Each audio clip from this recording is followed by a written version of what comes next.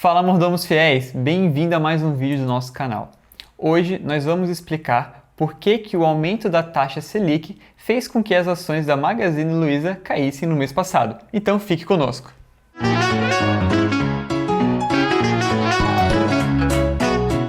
No dia 17 de março de 2021, o Copom, que é o Comitê de Política Monetária aqui do Brasil, elevou a taxa Selic, aquela taxa bem conhecida ali como a taxa geral de juros, de 2% para 2,75%. E nesse dia, as ações da Magazine Luiza, que é a MGLU3, caíram de 23,94 para 22,28. E nos dias seguintes, continuaram caindo a cerca de 7%. E essas coisas sim estão diretamente relacionadas, porque é necessário a gente analisar a taxa Selic para fazer o cálculo realmente do valuation da empresa. Vale deixar um comentário que o valor de uma empresa é definido pelo mercado. Logo, se o valor de compra é maior que o valor de venda das ações, então essa ação ela sobe, porque tem mais compradores do que vendedores. Ao contrário, a ação cai. É a lei da oferta e da demanda. Porém, hoje nós queremos fazer uma análise fundamentalista de dois fatores que impactam com o aumento da taxa Selic nas ações da empresa Magazine Luiza. Então esse aumento da taxa Selic impacta em dois cenários aqui na Magazine Luiza. O primeiro é que os governos usam a redução ou aumento da taxa Selic para regular também a economia. Por quê? Se eles diminuem a taxa Selic, isso estimula a economia. A gente estava em época de pandemia, estamos ainda, mas se reduziu a taxa Selic para estimular o consumo. Por quê? Porque não vale mais tanto a pena deixar aplicado o dinheiro numa renda fixa, então as pessoas têm que partir para algum outro investimento ou vale mais a pena comprar, porque também o financiamento fica mais baixo, os juros ficam mais baixos, então começa a fazer mais sentido comprar um apartamento financiado e aí você tem outras linhas de crédito que ficam mais disponíveis. Então facilita esse giro da economia.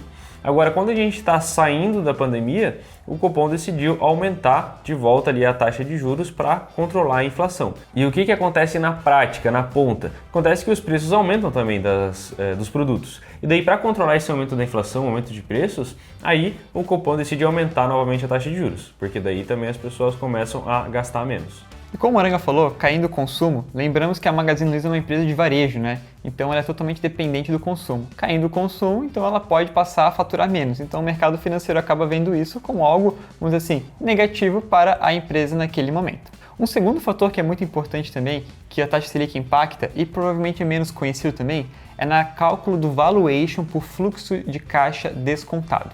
Essa metodologia ela é muito conhecida para quem trabalha dentro do mercado financeiro. Ela é utilizada pelos famosos Value Investing, que são metodologias para a valorização fundamentalista de uma empresa. O fluxo de caixa ele é utilizado para você fazer a valorização, você mensurar a riqueza da empresa nos próximos anos com base em quanto de caixa que ela vai gerar para o acionista. Então vamos supor que uma empresa, uma loja de varejo, que é um negócio parecido com o da Magazine Luiza, tenha tido um lucro operacional no ano de R$100 mil.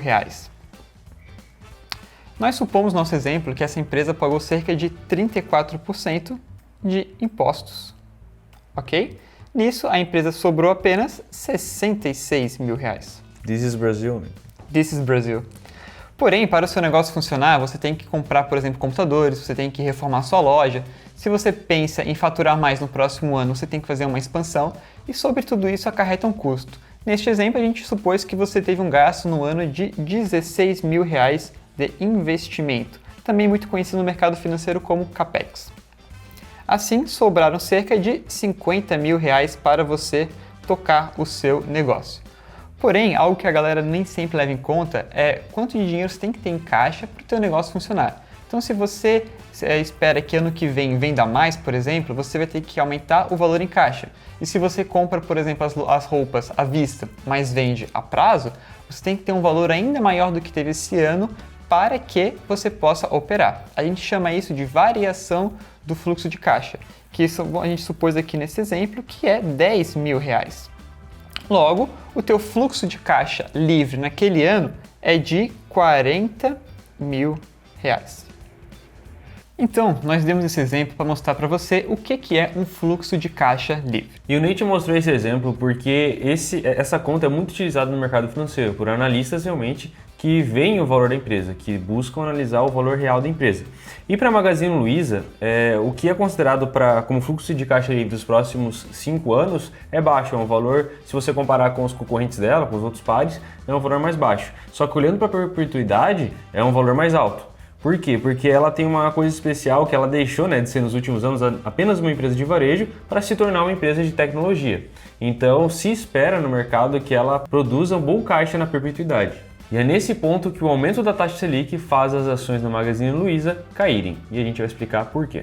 Nesse ponto que o Lucas comentou, a gente vai mostrar agora o cálculo de por que na perpetuidade o aumento da taxa Selic impacta tanto e faz o valuation dela cair.